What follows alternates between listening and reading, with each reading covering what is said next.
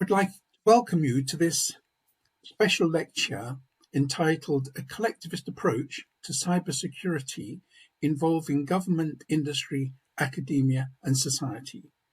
My name is Peter Trim, and I'm going to take you through what is my view of what cybersecurity management involves. I hope it will stimulate you into finding out more about the subject. I would like to start by suggesting that all managers, and indeed people in society, are concerned with change and how we manage change. Change occurs in our daily lives, in the work environment, and of course, in the political situation. From time to time, uncertainty arises, and with it comes risks. So we need to be able to manage those risks. Obviously, risk affects people in different ways. And in cybersecurity, dealing with risk is very, very important, because if we don't manage the risk appropriately, then it will have consequences as regards threats manifesting in impacts, which then cause concern and require policy change. Placing cybersecurity in context is something that we need to think more about as we go forward and experience more and more uncertainty in the geopolitical context in which we all survive and work. We need to question the role that security plays. Some view this as them being safe in their work environment or their home environment, or feeling that their family is protected.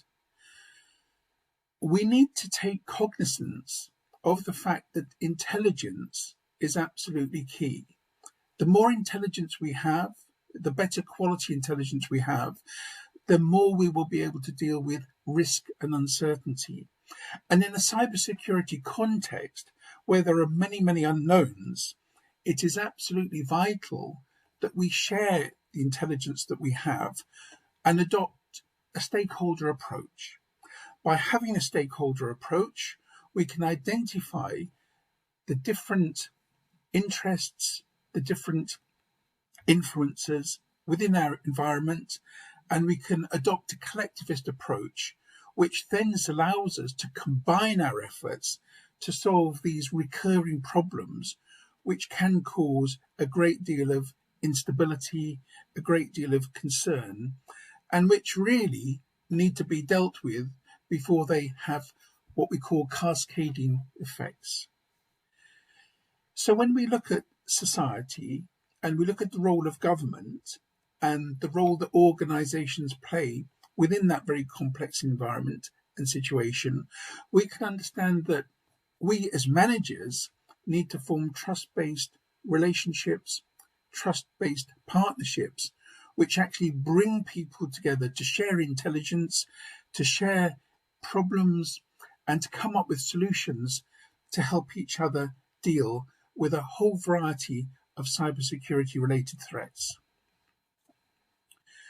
We can ask the question, who is responsible for cybersecurity? It doesn't rest with the IT manager alone. Organizations have risk managers, and they can actually contribute to cybersecurity. Indeed, when we ask the question, what does cybersecurity management involve? It requires us to have people within the organization interact at various levels. But it also reminds us that when people leave work and they go home, they're actually working with electronic devices. They're actually working with the internet and with various people that they don't actually see face to face. So again, this concept of cybersecurity management really needs a broad focus. How can a risk manager reduce an organization's vulnerability to cyber attack? Well, a risk manager can only do what is within their power, but by being well up with certain trends, cyber attacks, who orchestrates them, and how vulnerable the organization is, it does mean that the risk manager can actually profile those threats and have a better understanding of the damage they can do if they impact the organization. So when we pose the question, what does a risk manager need to do in order to ensure that trust is embedded in the organization's value system, we need to step back and say, well, we need to think of the risk manager playing an appropriate role as designated by senior management, but also taking note of what the government has laid down as regards certain criteria and working practices. Also understand that the international standards that govern resilience and various other aspects of strategic management are adhered to, and really be interactive and proactive in their communication with key people within an organization, such as the IT manager, for example, and the training manager, who will at some stage be responsible for helping devise cyber security awareness programs. These are the issues that we will start to revisit as we go through the talk. We can suggest that there is a role for a cybersecurity manager within an organization. A cybersecurity manager can identify the type of cyber threats that exist and are likely to occur in the future. A cybersecurity manager can carry out a threat analysis and place these threats in some order of severity. They can take these threats and they can rank them, and therefore senior management can concentrate on what they believe are the most severe threats that need to be dealt with. It may be impossible that all the threats an organization faces can be dealt with at the same time, but by categorizing them, it gives managers within the organization a focus and a better chance of negating the most important threats. This manifests in the cybersecurity countermeasures that are put in place, and also feeding into that is an intelligence framework which really underpins it and gets different people at different levels of management within the organization to feed their intelligence into the system, so that people can really get a very good idea of how these threats are likely to manifest. How is this achieved? Well, the organization culture needs to be receptive. If people don't like change and they're not prepared to embrace change, it's a very difficult situation. And because of this, various staff within the organization need to take on board a cybersecurity awareness program that is aimed at different levels of interpretation within the organization. People have different skills, they have different awareness, and because of that, people need to understand that maybe the emphasis on cybersecurity awareness has to be, if you like, made clearer at certain points in their working time. Integrate cybersecurity within the organization's operating system.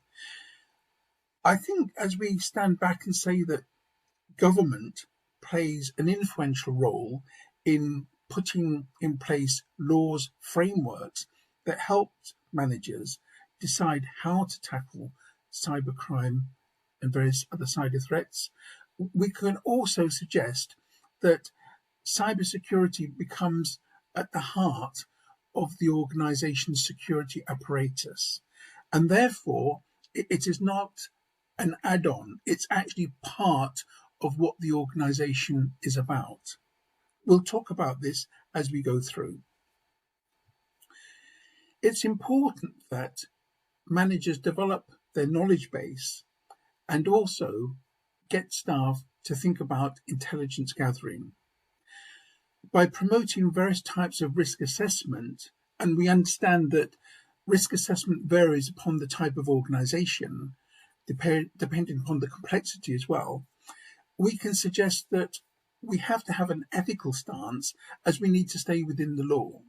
But by staying within the law, it means that we can relate more to law enforcement personnel when we have a problem, whether that's somebody within the organization leaking information that allows the organization's databases to be hacked, or whether, for example, we have a ransomware attack and the level of complexity is higher because of the money involved, and also the fact that, it may not be considered ethically correct to pay ransoms when, for example, governments have laws in place to make sure that organizations are protected and behave in a certain way. We can also suggest that the complexity involved is enormous, and although we've seen an increase in various forms of cybercrime over the year, and a lot of this has been related to fraud, whether it's fraudulent websites, for example, that promote products that don't exist, or counterfeit products, we're entering an era whereby cyber warfare aimed specifically at critical national infrastructure, for example, and cyber terrorism, which is similar but also aimed at maximizing the feedback of the disturbance, we're seeing a possibility that it may be difficult to distinguish between cybercrime, cyber warfare, and cyber terrorism. It is for this reason that I advocate that we need a stakeholder approach to cybersecurity so that we can pool knowledge, we can pool intelligence, and we can better understand the type of threats: cybercrime, cyber terrorism, cyber warfare. It's important also to understand that because organizations employ people and those people live in the community surrounding the organization, we have a commitment to employee organization community engagement. So the more intelligence we have, the better we're able to deal with cybersecurity threats, the more we can transfer that knowledge through to society and get these community groups to be better informed. So what is the focus then of cybersecurity? It is to protect the individual. It is to protect the community.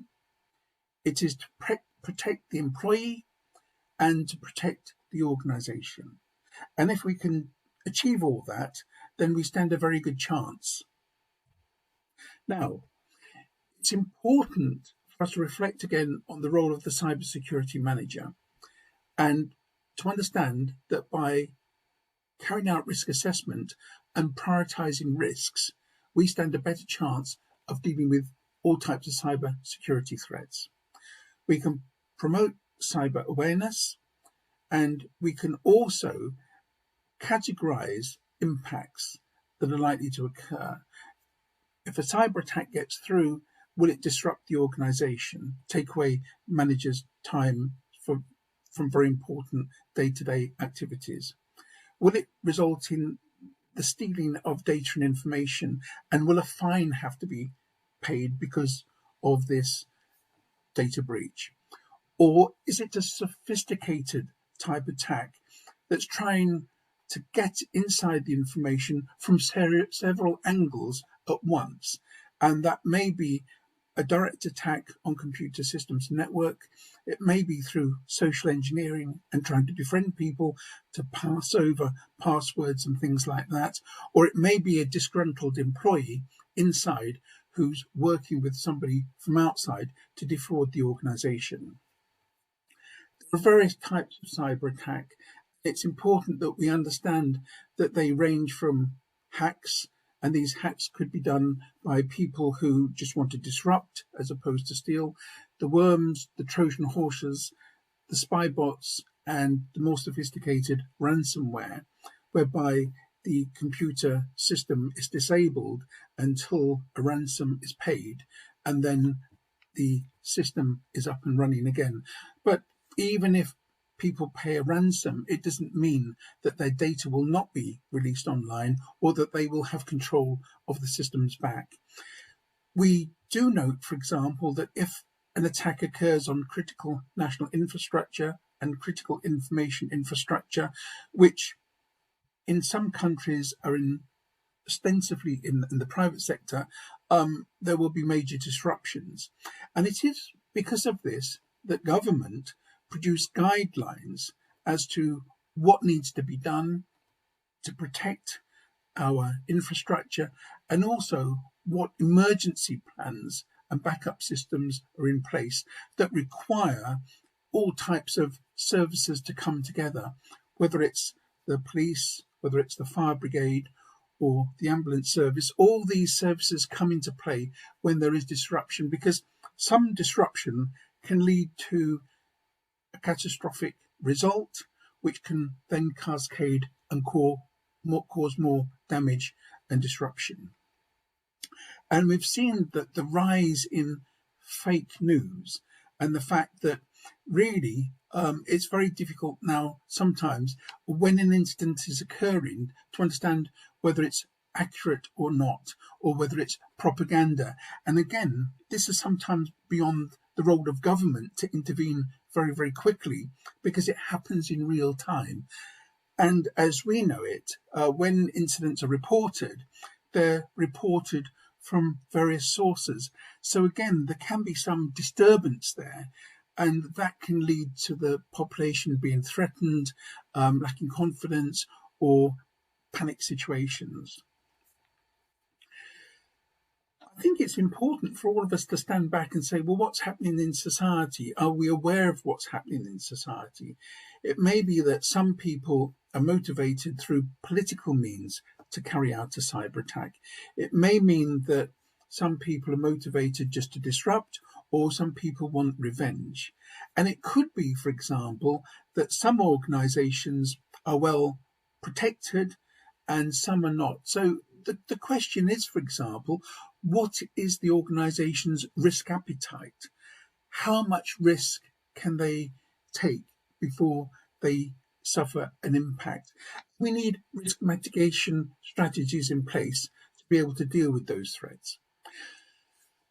So when we think of this on a day-to-day basis, we're trying to think of the role of people within the organization, people in society and how they relate, the role of government, and of course, these industry groups, sometimes these trade associations, for example, which are quite influential, how they come together and influence. And policy change is quite complex. It takes a number of years and it requires a certain amount of lobbying. Take, for example, the lobby for safe, trustworthy software, for example, that went on over a number of years and resulted in the government taking action. So again, if we want laws to be passed and we want a safer environment, we need to draw on all types of stakeholders that have a vested interest in making sure that we are secure. So building relationships is ongoing. And we can see this in the way that we, as academics, develop theory, because theory allows us to understand how people act in society, how they're likely to respond to certain events. But we also know that by understanding that the world is changing around us, it may be useful to draw on different leadership models or to amend certain leadership models that we're used to. And it's the same with a parent. As society changes and children grow up, they have a different type of attitude, they have a different type of influence. And today, children are growing up with much more of a capability of handling technology and being aware of what technology can and can't do. So again, I think we have to understand that by looking at cybersecurity and the management of it in a transformational context, it gives us a better understanding as to how to find solutions. Interesting point is, though, if we're not willing to change, if we're not willing for our culture to embrace change, then we will have problems. We know that people can be manipulated through social engineering, and they can give out passwords and things like that, which then lets an attacker have access to a database. We know that authentication exists, and there are different forms of authentication and different layers, and it's imperative that people understand that and stick to the rules of the organization as we know it. We know that there's a growing interest sometimes in fake websites and fake products, and it's very difficult sometimes for an individual to understand what website is a good website and which is not. In some countries, the government monitors websites and they take a proactive approach into identifying problems and helping to close those websites down. But again, we can be vulnerable, especially when we buy and we give our details out, because stolen credentials are made available and there is a market for people to buy and sell those credentials. So we can't be apathetic.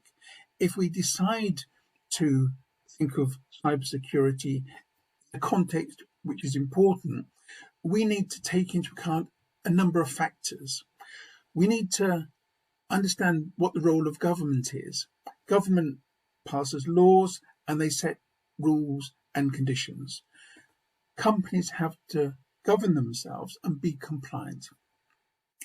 The national strategy in place is really linked into other governments' national cybersecurity strategies. And that's why we need to say this is more of an international problem than a national problem. Threats sometimes come from overseas, and it's difficult to pin them down and suggest where they've originated from. We also know that the cybersecurity profession needs to increase. We need more people skilled in this area. And again, we can promote cybersecurity and get people to take a genuine interest in it. As regards cloud computing, there are opportunities and threats, and we must be aware of that. We mustn't think that there are quick fixes that allow us to really share our risk or delegate our risk, because we can't. Risk stays with us. And there are a number of other problems as well and issues that need to be addressed. One of them, of course, is the fact that governments around the world have a different view sometimes as to what cybersecurity is, and some governments are not as strict as others. But having said that, we can sit back and say, well, look, we need to establish what risk assessment is. We need to identify the vulnerabilities, and we need to have some idea of what those impacts will be if a vulnerability actually becomes a threat and it manifests into a problem for us. We need to be able to analyze the trends on a continual basis. And this is done by various research groups at university, it's done by private sector consultancies, and it's done by government departments. So again, we can pool all that knowledge. We've referred to governance and compliance, but I think it's worth iterating the fact that government sets the rules and companies need to be compliant. And the general population expect companies to be ethical and carry out their risk assessment in a logical way. We can think of extending the body of knowledge and incorporating other views which are important, like business management continuity planning, for example. Now, business continuity is something that's really important. So therefore, we have to understand that business continuity plays the role whereby if an organization has been targeted and has had some data breach, or its systems have been taken out of service, it can recover and it can keep going in business. We note, for example, that at the end of the day, we're talking about resilience, and governments want companies to be resilient. Trade associations want companies to keep going because they employ people, people pay taxes, they serve the community. So again, there's a whole host of reasons why resilience is put in the context of cybersecurity management. And it's important to suggest that academics as well can play the role, and so can private training companies, of helping to run simulated exercises to train people and make people aware of the cybersecurity threats that exist. We can, from time to time, review our contingency planning process.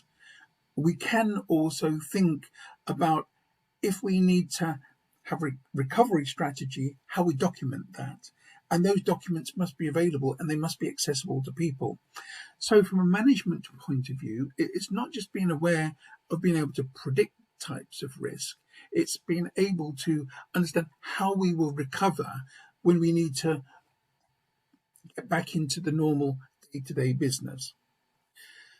So I think we can step back now and we can say that cyber threats are likely to keep affecting an organization. Cyber threats will affect not only people in an organization, but also people in their home life and when they purchase products and things like that. So because of this, we need to make sure that there's an open communication dialogue between the people that set the laws and the policies, the people that produce the technologies that we utilize, and the consumer groups that really flag up issues and problems that they need to have addressed. Again, it's up to all of us in society to come together and report events and make sure that these events, if they have an impact, are dealt with as soon as possible. One area that links all these different publics is in the organizational learning approach. And we know within organizations that the learning organization approach, or organizational learning as it's sometimes called, requires us to develop knowledge and learn from that knowledge. So by developing a cybersecurity awareness program, we can basically understand what cybersecurity measures we need to put in place. And this stakeholder approach view, this collectivist approach, will allow us to link in the organization with the suppliers, the dealers, retailers, that are part of our environment in which we trade, in which we employ people, and which we conform to international standards and things like that. So security awareness will not just happen. Cybersecurity awareness is fundamental. It requires that we understand why an attack may be leashed on an organization, on an individual, on a government, and it requires us to pool that knowledge and to find solutions. And this requires us really to put cybersecurity at the heart of security. If we can achieve this, then we will be utilizing strategic intelligence well, and that will be utilized throughout our partnership arrangement.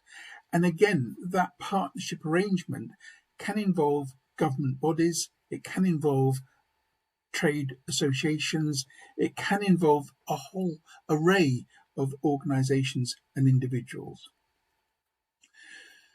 Contributing to risk assessment is vital, and staff need to understand what damage limitation involves, how recovery is to be managed, and how reputational damage is to be avoided. This aspect of reputational damage is key, because if an organization does suffer reputational damage, then obviously it could affect the share value of the organization. It could affect whether the organization stays in business or not. Again, when we look at people in their day-to-day activity using social networks, they may be passing information out to individuals that they don't know, and that data information can be used to get access to the organization they work for. And it is for this reason that when we talk about bring your own device, which is your own personal device, into the work environment, we have proper security checks as regards how that device is utilized. And again, it requires cooperation between the IT manager, the risk manager, cybersecurity manager, and the training manager. So we can't transfer risk. Risk stays with us. But if we're prepared to integrate our approach to cybersecurity, if we're prepared to draw on all these experts and individuals and groups that have knowledge, then of course we can build up a secure interpretation of what cybersecurity management involves. And again, when we think of putting people through training programs, we can identify people who are IT literate and need, if you like, minor programs, and we can identify people who do day-to-day activities which require the use of IT and they're not so knowledgeable, so we can tailor-make programs to their specific needs. And again, by drawing on information and data from research organizations, from the government, from overseas universities, we can create a better cybersecurity management model. So let us just stand back and say the IT manager is responsible for the functioning of computer systems and networks, but may need support or may need to transfer some of their knowledge and interpretation to other managers within the organization. It's important also to understand that encryption can help, but it may not be the solution. And again, educating staff is crucial, but maybe managing change also requires organizational change. Managers need to be sensitive to individual members of staff and their needs because they possess different skill sets. This is reflective of what we've said. The cybersecurity manager needs to be motivated to keep up with technological trends and computer innovations. And this is because the platforms are being developed, which are different, they're running different systems, and the level of complexity is increasing. But we have to remember that organizations have to be governed and they have to be compliant. So we have a number of points to reflect on. And basically, we can understand that all managers within organizations need to know about risk. We do have management theories available, and university departments can be of help here in providing information about psychological aspects of human behavior, why people like to engage in cyber attacks, why they like to be part of that process, and again, how to deal with them. So that's new knowledge that can be developed. And so is this concept of transformational management and how we manage change within a partnership arrangement. We can suggest there needs to be better integration between companies and university staff, and more appropriate cybersecurity training needs to be produced. More emphasis needs to be placed on filling the knowledge gap. And again, we're moving now into artificial intelligence and the utilization of artificial intelligence to help with cybersecurity, a great and unknown area which is being developed very, very rapidly. So in conclusion, let us say that the cybersecurity manager is at the heart of the process. They need to be able to identify threats, deal with threats, and draw on knowledge from people both within the organization and externally, law enforcement personnel, intelligence security personnel, and specialists that know about designing websites, know about the way that criminals and other people that carry out cyber attacks think and how they operate. It's also important to say that we can demand more from government, but we must be responsive to what government requires of us. And if we can achieve that, then as a society, we should be more cyber security protected.